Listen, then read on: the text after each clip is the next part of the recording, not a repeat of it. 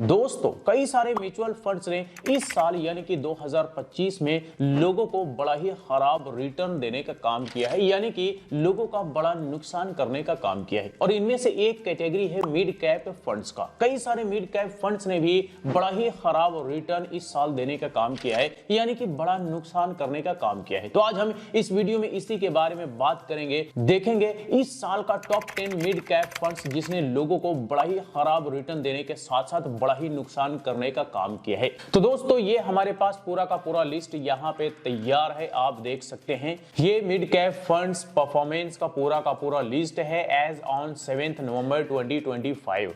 आप यहां पर देखेंगे तो आपको सारे मिड कैप फंड्स का लिस्ट देखने को मिल जाएगा। कैटेगरी देखेंगे तो मिड कैप फंड्स है, AUM यानी कि एसेट अंडर मैनेजमेंट करोड़ में आपको देखने को यहां पे मिलता है। और यहां पर आपको रिटर्न देखने को मिलता है जो कि 1 वीक का, लास्ट 6 मंथ्स का, लास्ट YTD यानी कि जनवरी 2025 से अब तक, और लास्ट 3 इयर्स का, लास्ट 5 इयर्स का, लास्ट 10 इयर्स का आपको यहाँ पे रिटर्न देखने को मिलता है।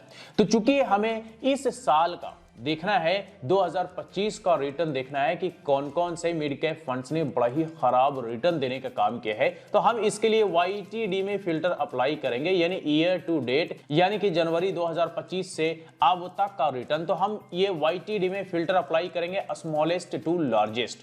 जैसे ही हम ये फिल्टर अप्लाई करते हैं तो आप यहां पर देख सकते हैं कि यही सारे फंड्स हैं जो 2025 में बड़ा ही खराब प्रदर्शन देने का काम किया है, यानी कि लोगों का बड़ा नुकसान करने का काम किया है। अब हम इसका कैलकुलेशन भी देखेंगे कि दरअसल कैलकुलेट करने के बाद आपका कितना नुकसान हुआ है, तो ये तो हम आगे देखेंगे। लेकिन पहले आप देख लीजिए लास्ट 1 मंथ का इन सारे फंड का परफॉर्मेंस कैसा रहा है। तो पहले तो हम इसे कर लेते हैं हाईलाइट, ताकि हमारे लिए ये समझना इजी हो जाए कि कौन कौन से फंड हमारा टॉप 10 में है जो कि खराब परफॉर्मेंस देने का काम किया है। सबसे पहला फंड है Motilal Oswal mid cap fund. Last 1 month में -1% का रिटर्न देने का काम किया है। दूसरा है क्वाइंट मिड कैप फंड, 2% का रिटर्न लास्ट 1 मंथ में। HSBC mid cap fund last 1 month में -1%। SBI मिड कैप फंड 1% का है लास्ट मंथ में। LIC mutual fund last 1 month में 1% का। JM mid cap fund last 1 month में है -2% का। बंधन मिड कैप फंड 0% यानी कोई रिटर्न नहीं। UTI मिड कैप फंड 1% है लास्ट 1 मंथ में।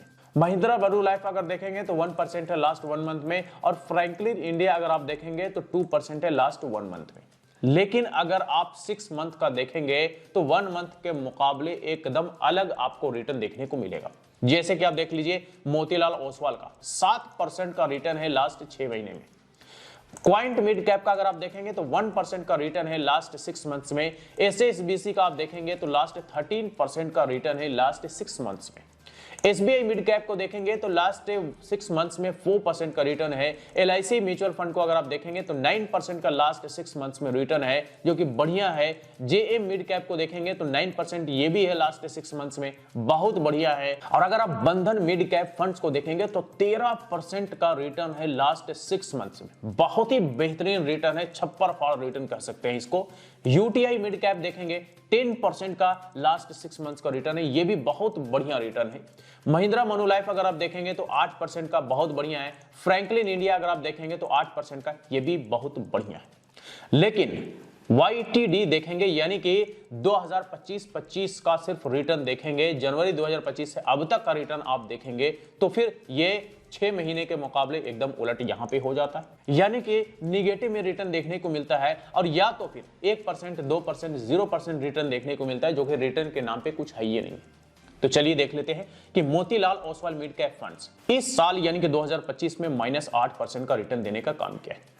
Coined mid cap fund -3% return देने का काम किया है। HSBC mid cap fund -2% return देने का काम किया है। SBI mid cap fund -1% return देने का काम किया है। LIC म्यूचुअल फंड 0% का रिटर्न है। JM मिड कैप फंड 0% का रिटर्न है। बंधन मिड कैप फंड 0% का रिटर्न है, मतलब कोई रिटर्न ही नहीं है पिछले आप समझ लीजिए जनवरी 2025 से अब तक का, यानी कि लास्ट 1 ईयर का। UTI मिड कैप फंड मात्र 1% का रिटर्न है। महिंद्रा मनुलाइफ मात्र 1% का रिटर्न है। और Franklin India mid cap fund ये 2% का रिटर्न है। यानी कि आप ये कह सकते हैं कि ये टॉप 10 ऐसे फंड्स हैं जो 2025 में या तो निगेटिव में रिटर्न देने का काम किया है, लोगों का नुकसान करने का काम किया है, और या तो फिर रिटर्न के नाम पे कुछ दिया ही नहीं है। जैसे कि आप नीचे का टॉप 6 फंड्स देखेंगे 0%, 1%, 2% का आपको रिटर्न देने का काम किया है। ठीक है, तो ये तो हमने देख लिया YTD रिटर्न, यानी कि 2025 में कौन कौन से फंड्स ने बड़ा ही खराब परफॉर्मेंस देने का काम किया है। लेकिन अगर YTD के ऊपर अगर जाकर के आप देखेंगे लास्ट 3 इयर्स का, 5 इयर्स का और 10 इयर्स का, तो इन सारे फंड्स का परफॉर्मेंस बड़ा ही दमदार है। मतलब एक बार में देख करके कोई भी कहेगा कि भाई ऐसा रिटर्न अगर मिल जाए तो लाइफ सेट है।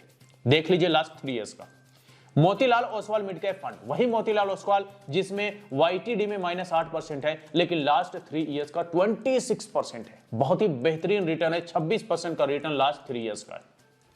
क्वांट मिड कैप का लास्ट 3 इयर्स का 18% है। HSBC का लास्ट 3 इयर्स का 25% है। SBI मिड कैप का लास्ट 3 इयर्स का 16% है। LIC का लास्ट 3 इयर्स का 20% है। और JM mid cap I think ये न्यू फंड है, लास्ट 3 इयर्स, 5 इयर्स, 10 इयर्स का कोई डेटा नहीं है।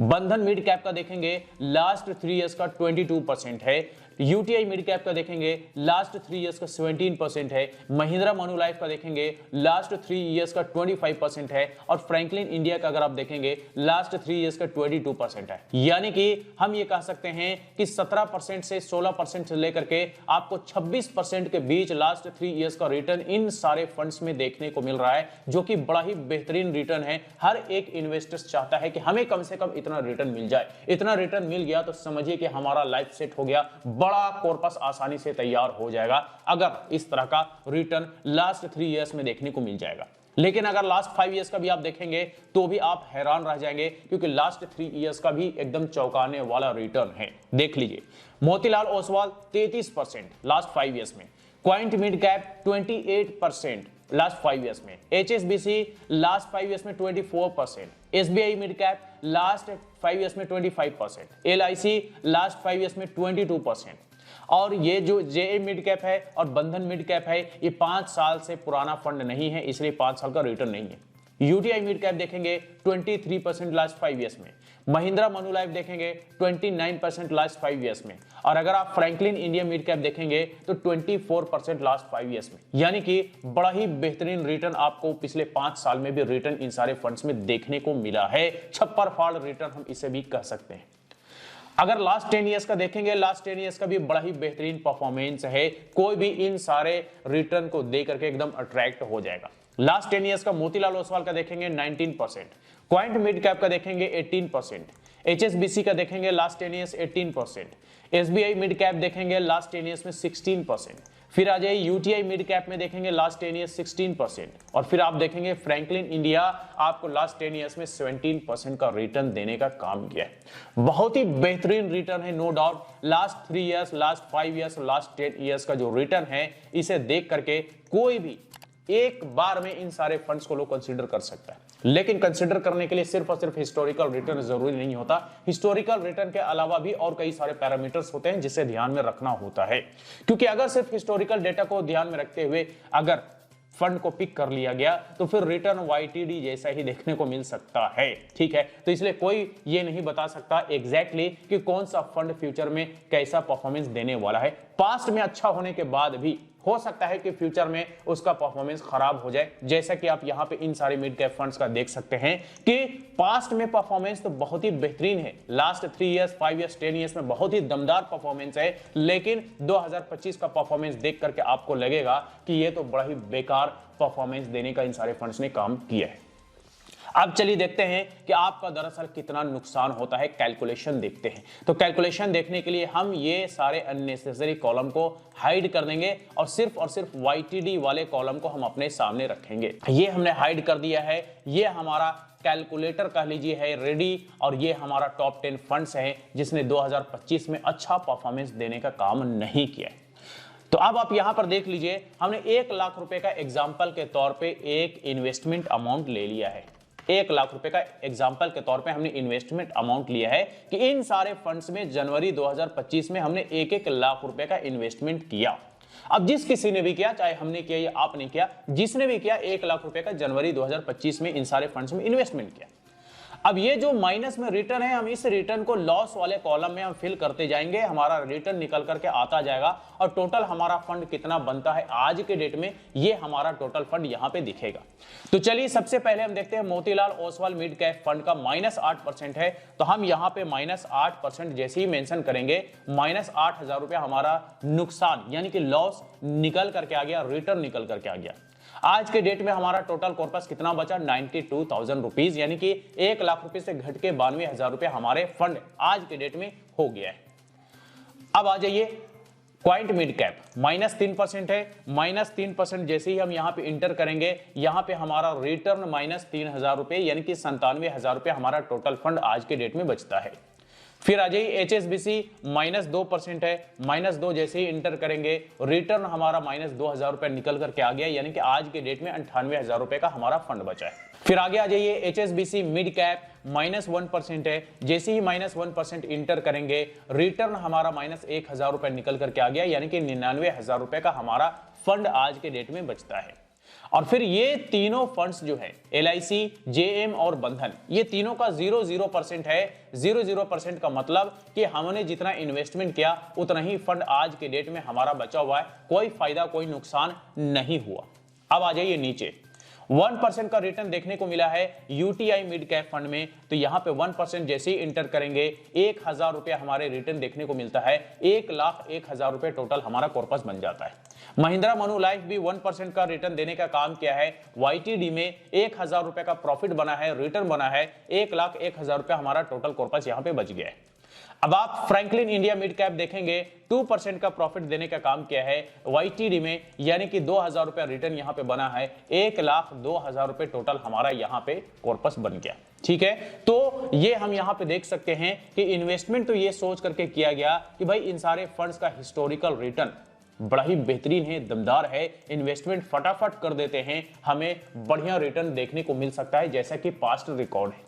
लेकिन हुआ उल्टा, हमने इन्वेस्टमेंट 1 लाख रुपए किया और रिटर्न हमारे को नेगेटिव में चला गया, 92,000, 97,000, 98,000, 99,000, या फिर रिटर्न के नाम पे कुछ नहीं, 0 यानी कि जितना हमने लगाया उतने ही पैसे, 1 साल बीत गए, लगभग पैसा में कोई बढ़ोतरी नहीं हुआ, ना नफा ना नुकसान। लेकिन इसमें कुछ कटौती अगर विड्रॉल करेंगे तो एग्जिट लोड वगैरह, आपको एक्सपेंस रेशियो वगैरह कट जाएगा, तो मतलब वो नुकसान हो जाएगा। और आप आगे देखेंगे तो फायदा के नाम पे 1,000, 2,000 रुपए आपको देखने को मिलता है, जो कि बिल्कुल कोई मायने नहीं रखता है। अगर आप विड्रॉवल करेंगे तो एक्सपेंस रेशियो, आपके एग्जिट लोड में ये सारे पैसे लगभग चले जाएंगे। तो दोस्तों, ये हमने यहां पर टॉप 10 ऐसे मिड कैप फंड्स देखें जो इस साल यानी कि 2025 में बड़ा ही खराब परफॉर्मेंस देने का काम किया है, यानी कि लोगों को रिटर्न के नाम पर सिवाय नुकसान के कुछ देने का काम नहीं किया है। अब इन सारे फंड्स का पास्ट रिकॉर्ड तो बड़ा ही बेहतरीन है,